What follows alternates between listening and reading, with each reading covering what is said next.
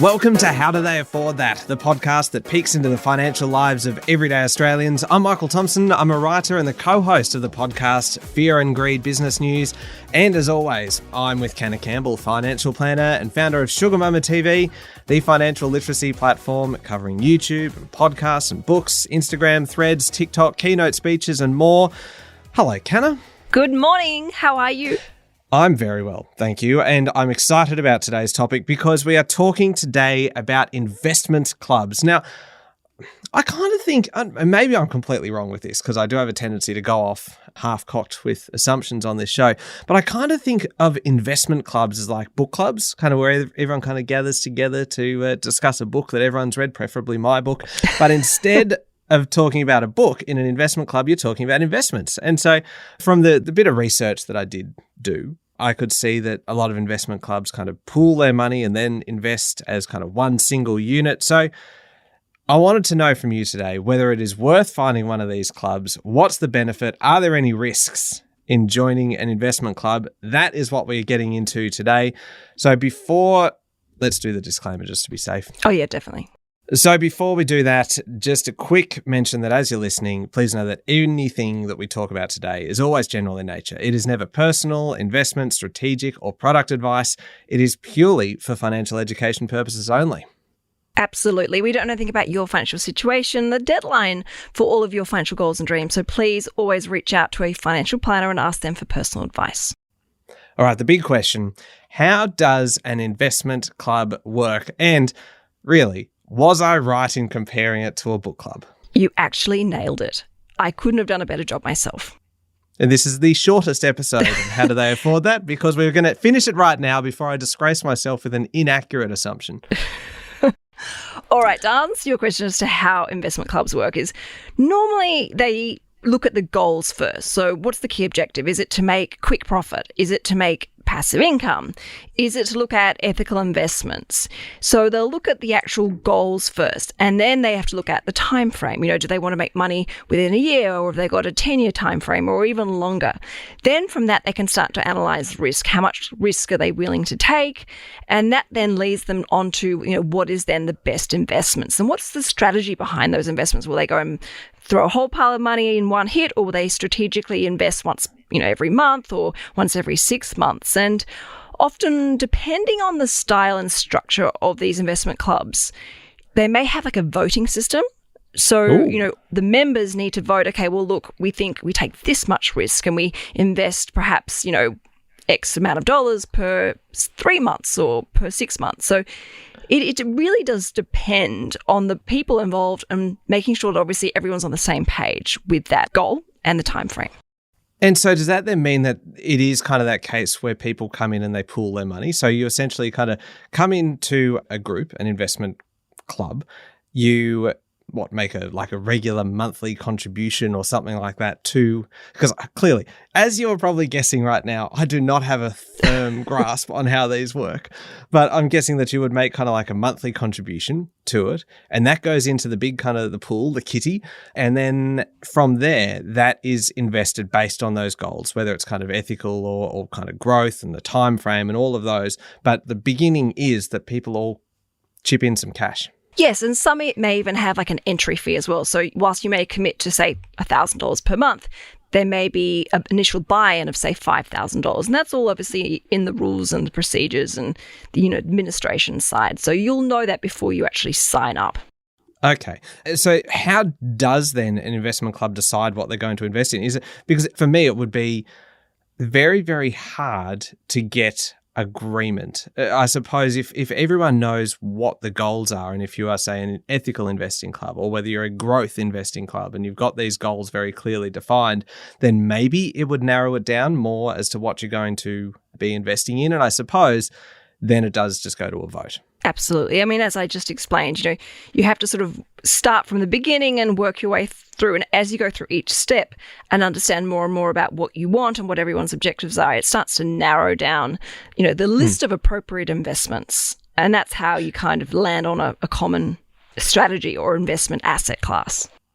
Okay. Speaking of asset classes, then, are we typically talking about shares, buying shares? When we're talking about an investment club, are they always doing equities, or are we sometimes talking about property or bonds or crypto or other things like that? Look, a lot of the ones that I've had experience in reading about and speaking to other people about have been about shares. However, there are lots of property groups. Obviously, there's crypto, but there's also angel investing as well. Oh, what's that? So angel investing is essentially a group of investors providing seed capital and to a small business that's normally in the early stages, like a startup phase, or they're about to hit an opportunity where they have a huge, an opportunity to excel and to grow, but they need some additional funding behind them. And in exchange for sort of buying or investing into that company, they take on a part ownership of this. A classic example, which I think a lot of people will be familiar with, is Shark Tank. Oh, essentially Shark Tank is angel investing. Yeah, pretty much. So surely, and I know we're getting a little bit kind of off topic here, but surely that comes with a fairly significant degree of risk. Because I kind of think back to previous conversations that we've had. And one a few weeks ago, definitely go and have a listen back to this one if you haven't already. Roger Montgomery, when he came into the studio and talked to us about how he chooses companies to invest in. And a lot of it is about looking at a company's kind of past history and its performance over the past. And you kind of went through some of those things that you need to be checking for in order to make the right decision about what to invest in. But it would be very hard if you are dealing with a startup and someone coming to you with a fairly kind of shiny, flashy pitch to establish kind of what their track record is, because they probably don't have one. Exactly. It is definitely high risk, and you've got to be very, very careful. And, angel investors are normally, people who've established their wealth, and they're using a very small percentage of their overall wealth to just, I guess, have a bit of fun to a certain degree. But also quite often with these types of investments, that is angel investing, they do take a large percentage of the business. So it's not like they're, putting $50,000 and taking 5% of the business. Often that $50,000 that they might be putting into seed capital may represent 25% of the business. So it is sometimes an amazing opportunity to be able to acquire a large amount of business, but it is fraught with risk, particularly if they don't have, much of a proven track record. And, it's a competitive world out there. So it's probably not necessarily for the newbies, or even myself. I'd never touched something like this, but it's definitely a very unique, sophisticated alternative investment asset class, you could say. I feel like there is the potential for another full episode on angel investing and startup investing and all of these kinds of things, because we're actually not here to talk about that. We're here to talk about investment clubs. I had to remind myself what the actual topic was today. All right, so clearly it is not just about buying shares, though really that is probably most likely what an investment club is going to be focusing on. How are they typically structured? Do you have, say, a president and a secretary and a treasurer? I'm largely interested because I would like to be the president of a club like this. I have a bit of a thirst, a hunger for power. Would you put this on your CV or your business card? Yes, if the investment club had a really cool name. Like I would like, if it was like Michael Thompson, president of the Power Invest Club or something like that, or the Power Invest Society, something like that makes it sound really cool. But if it was like the Kitten Investing Collective or something like that, I'm not putting that on my CV. Now, come on. We all know you're a cat person. You've got to own that president of the cat club. The cat club. This is, God, we are going off on some tangents today. So I'm assuming there is a president, there is a treasurer, there's a secretary. The official roles. So there are official kind of roles. There is some structure to this. An investment club is not just a group of friends gathering together and deciding to pool their money. If you're going to do it, you need to do it properly. Absolutely. These investment clubs are only going to work if they have the right policies, procedures, communication, and transparency in place. Otherwise, it's just a disaster waiting to happen. So they also need to look at the structure as well. So you've got obviously your president, that's the leader. You've got your treasurer that does all the sort of financial management, and the secretary that does all the administration side. And then you also need to look at the legal structure involved. So most investment clubs either operate under a partnership or predominantly in a company structure, that is a limited or PTY Ltd company structure. So there is some form of sort of asset protection in place. But you really do need to make sure it's set up correctly for everyone's peace of mind and protection.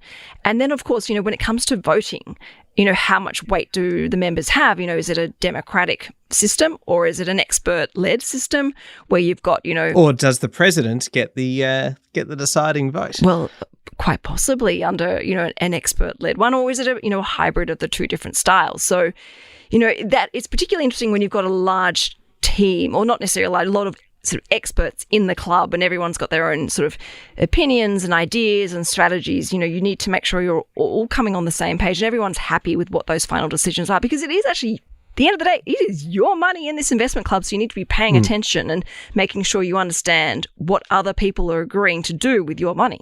It feels like the setup process, and we'll talk a little bit more about kind of setting up your own investment club or joining an existing one a little bit later on, but it does feel like that's the kind of time when you would need perhaps some professional guidance, some professional assistance. Yeah, it's nothing I would be getting involved personally if it's, a bit of a casual catch-up over a glass of wine and everyone's chipping in a couple of $100 and no one really has any idea what they're doing or any sort of sense of purpose or direction behind this. So the more people that you can have involved that are experienced investors and, you've got accountants, lawyers, financial planners involved, the better quality of the investment club returns should be there. So essentially, how when you're an adult, it's always good if you have a friend who's a mechanic and you've got a friend who's an electrician and a friend who's a plumber and a friend who's a lawyer, because they're just all people that you can just go to occasionally when you need some help. And pick their brain for free. Indeed. And so this is why you need to invite, if you're starting an investment club, you need to invite your friend who is a financial planner and your friend who is a lawyer and your friend who might just happen to be a stockbroker or something like that. Just a coincidence that you invited them to join the club, right? You're sounding like a little bit of an opportunist. I certainly am. That is exactly me. Do not invite me to your investor club. Thank you. Too late. You are going to be the treasurer, I've decided, because obviously I'm the president. The benefits of doing it in a investment club structure, is it just about making money? And on the surface, you would say, oh, well, obviously it's just to make money. But surely there's a financial literacy benefit to it as well? Absolutely. I mean, essentially it's collective learning, but you're also able to gain experience with other people, sort of all holding each other's hand along the way. And, you're sharing each other's experiences, you're supporting each other, especially if you're new to investing, it can be a little bit nerve-wracking. So that knowing that you've got, say, 20 other people in the same boat as you is very comforting as well. And also, from a financial point of view, this also might give you the opportunity to be able to diversify. So you may already have a small little portfolio of your own, and then you've decided to join an investor club. And this investment asset class is different to what you already own. You've got that benefit of diversification, which we all know helps reduce investment risk. And then also you may be able to access assets that you wouldn't normally be able to access because they're much more expensive. Particularly, if you look at these property investor clubs, you may not be in a position where you can afford to buy a property or to buy, say, an apartment block or a commercial property. But when you're a member of that investor club, you're actually able to say you own part of that apartment block or office building. So you do have those additional opportunities, and then comes that perhaps there is a potential for better returns. And then, of course, there's also the social element to investor clubs. You're getting to meet new people and, like-minded people that are looking for the same things out of life that you are and have the same purpose and direction and financial goals. And, it sort of goes without saying, if you've got a lawyer in there, a financial planner in there, an accountant in there, you get to pick their brains. And sometimes you get to pick their brains for free. And, you can leverage off each other. And, it can be a very powerful combination. Yeah, it's a good opportunity to hang out with your financial planner friend and your lawyer friend and all of these. And it does not look suspicious at all that they are the only people that you've invited to join your club, does it? I love this idea. I think this is fascinating. And really, it helps to fill your knowledge gaps. Because for me, the whole idea of going out and having to make all these decisions on your own is really quite terrifying. But at least if you are in a larger group, then you can bounce ideas off people and you don't need to be the one making the final decision as well, that you can actually defer to the collective wisdom of the group.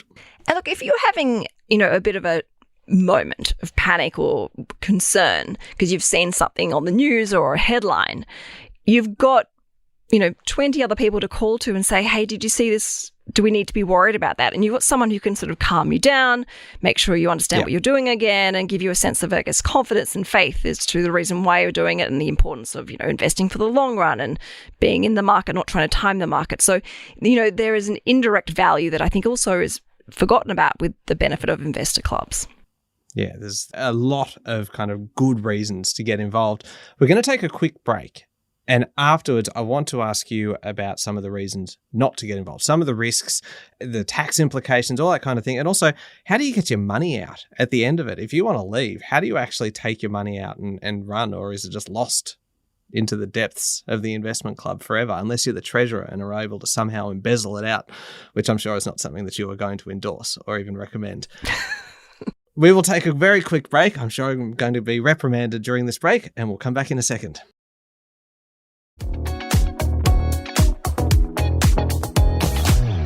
Kano, we're talking all about investment clubs today, and I've already learnt a lot, and we're only halfway through. We've talked a lot about some of the benefits of it. If you were to go out today and start looking for an investor club to join, what should you be looking for? Is kind of a track record important, or is it a good structure that you should be looking for? This is to, say, join an existing one. Well, look, in no particular order, the first thing is obviously making sure that the legal structure is in place, whether it's a company structure or a partner structure. So understanding that is very important.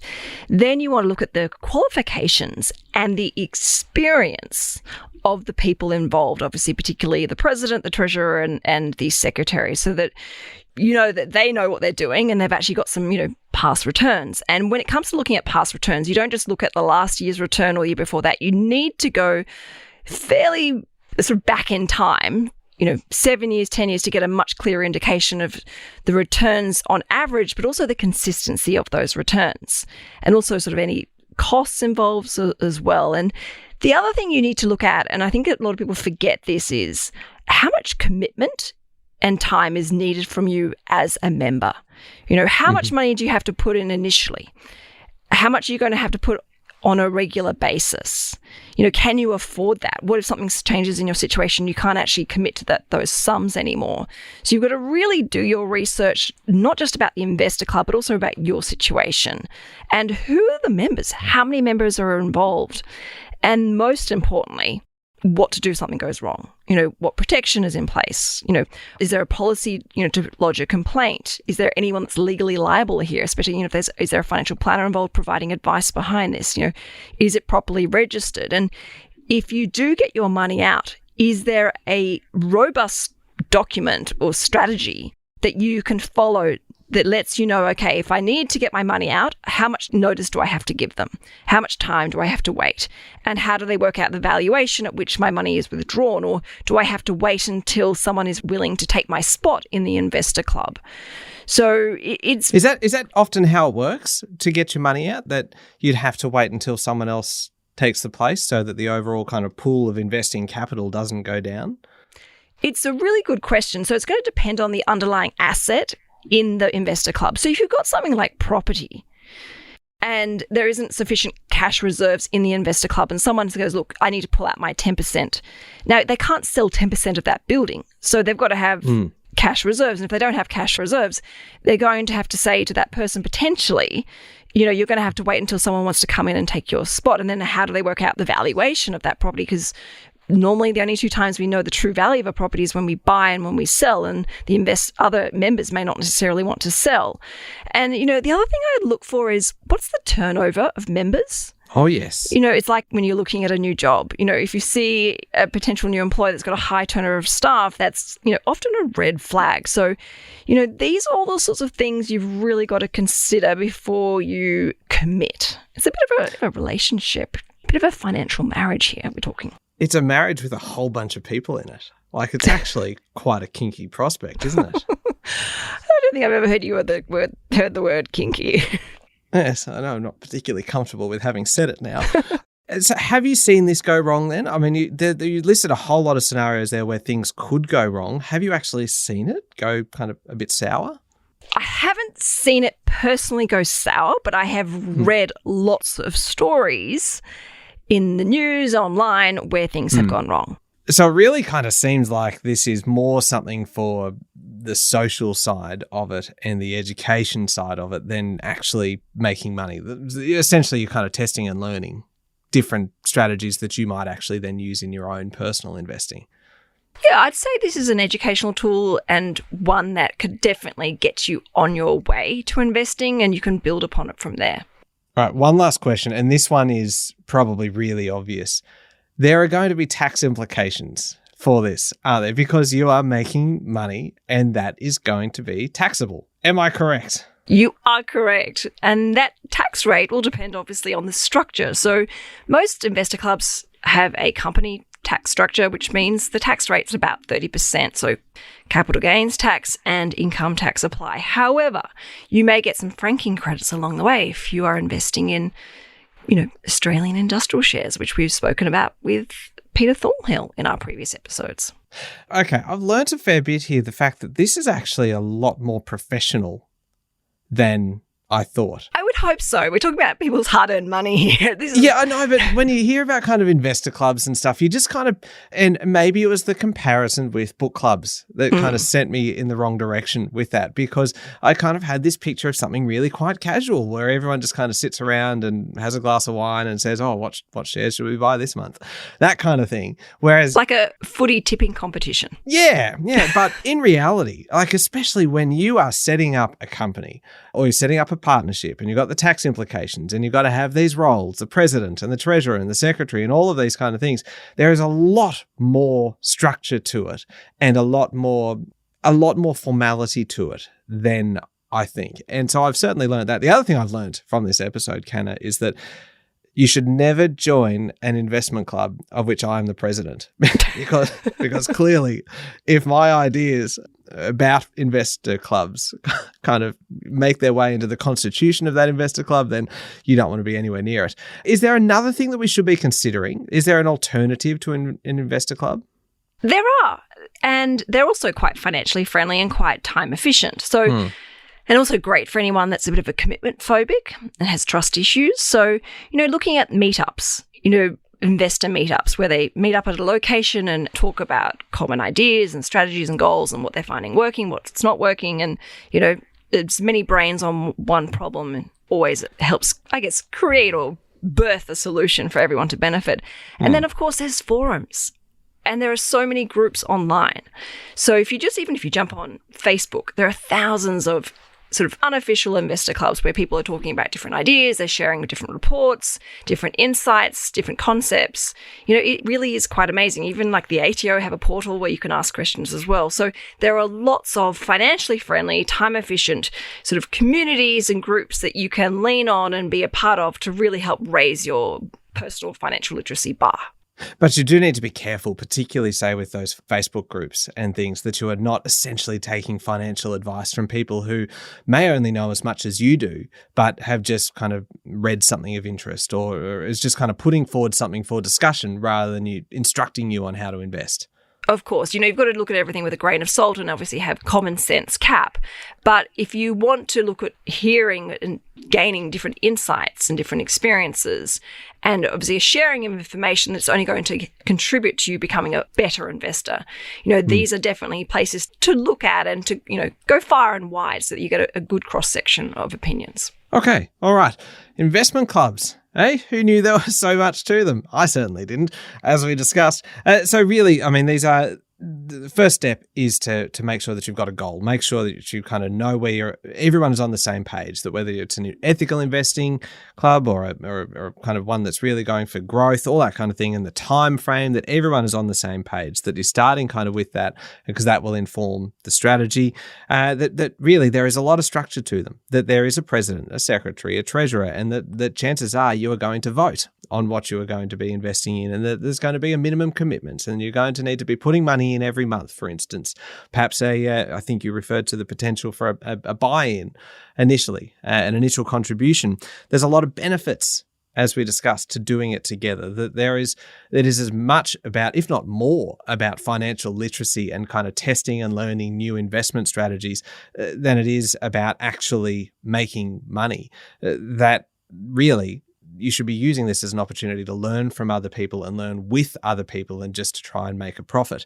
That it's probably easier on balance to join somebody else's club, an existing club that's got a track record as well, and that already has the existing structure and has kind of the those formalities and those procedures all set up in place, rather than trying to start your own and do it all from scratch.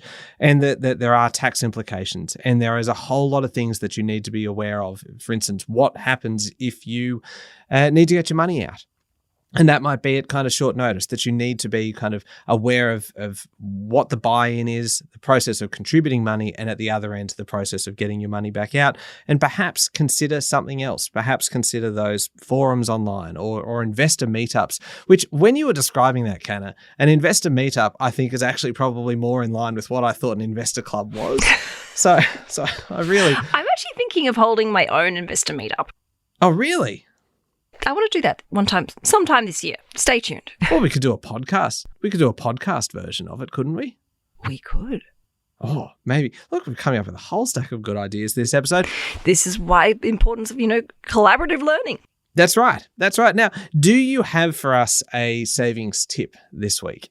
I do, and I just received it the other day. So and apologies, I do not have the message in front of me, so I can't actually name the lovely person that shared this saving hack with me, but she said... Hang on, is that just a cover-up for stealing it as your own now? All right. It just feels like you are just now... Your accusations are making me uncomfortable. I will now go and find this. I'll scroll through all of my DMs on Instagram. But she actually said, I didn't want to send this to Michael because it's a little bit of I guess, it's about serums. And I'm sure Michael won't appreciate saving money on serums. That was the reason she didn't send it to you. I appreciate a good serum as much as the next person. Do you know what a serum is? I have absolutely no idea what a serum is. Go on. Okay, well, clearly you're not investing in anti-aging in your household, so you yourself personally. So what her hack is women, including myself, we sometimes buy these face masks that come in as a sheet. And, you buy them for like $9, $10, whatever they may be, often from the chemist or from like a Mecca or something like that. And what she said is these products are dripping in product. So what she does is once she's used the mask, she scrapes off all the serums and puts it into a bottle and then can use those serums for the next week or two. And I was like, actually, that's brilliant. It's so true. These products are drowning in products. So much product gets wasted because you only put it on for, say, 10, 15, 20 minutes and then throw it in the bin. So saving money and obviously reducing waste. Brilliant. That, if I knew what it was, that sounds like a great idea. Honestly. That I knew what that was. No, I mean, it's... I'm going to buy you your first face mask or face sheet mask. Oh, I will do it in the studio next time. I feel like I'm setting myself up for embarrassment here. You certainly are, and I'm going to capture every single moment on social media. Oh, goodness me. Speaking of social media, where do we find you if we want more information? The best place to get in contact with me is on Instagram at SugarMamaTV or Canna Campbell Official. And you can hear me every day with Sean Aylmer on Fear and Greed, Australia's best business podcast.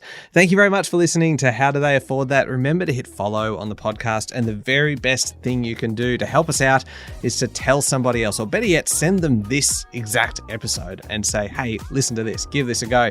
Spread the word about How Do They Afford That? Thank you very much for your company, and please join us again next week.